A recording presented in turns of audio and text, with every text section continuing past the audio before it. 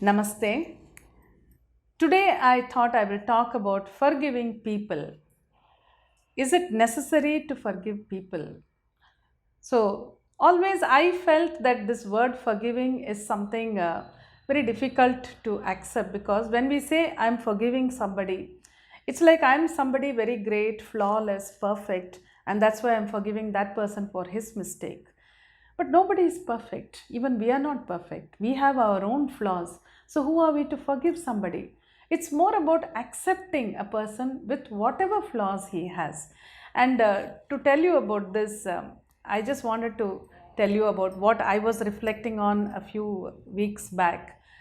All of you must be aware that Ramayana was being aired on Doordarshan on the national channel. And because of the lockdown, I happened to watch the serial. I was very happy to sit and watch. I had time also. I've seen it in the 80s, 35 years back when it was aired, but I think my own perception has changed a lot over a period of so many years. Those days it used to come on Sundays only, and we used to be busy cooking and things like that. But this time I was really able to sit and watch, and there were many parts where I was a little astounded by the way Rama was behaving. How kind he is, how nice he is. And many times I found myself, I caught myself thinking, why can't we be like Rama? I know it's not possible. We all have our flaws. It's impossible to be like him. But the thought came when I was watching this serial, and particularly when Rama, Sita, Lakshmana, they come back after the 14 years in the forest, after the Vanavas, when they come back and then he meets his mother, Kausalya, and then Subhadra and Kaikeyi, the one who sent him away. After meeting all of them, talking to all of them, he suddenly asks, where is Mantramai?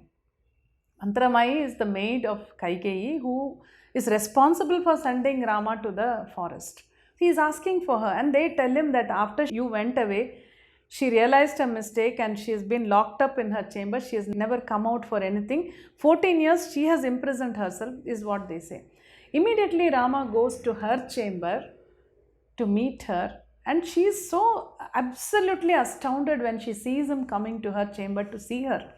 And then he greets her, and he also touches her feet. He says, you're also like my mother. You brought me up when I was a little boy. So when I was watching all this, I was overwhelmed. To be frank, I was overwhelmed. I said, how can anybody feel like this when she is the person who sent him away to the forest for 14 years, and what all they went through over there, all of us know. After coming back from there, it was not forgiveness. That is what I'm trying to say. He did not come and tell Mantra, I'm forgiving you for what you did to me. No. It was not sympathy also in his eyes. If you see, it was only empathy. That, he had no such feelings towards her. He just accepted her as she was. And that kind of emotion, that kind of a higher level of understanding, higher level of emotions, I think we should try to emulate. Even if whether we succeed or not, it doesn't matter. But we should keep that as a yardstick and never think about forgiving somebody for whatever mistakes they made. We are not so big.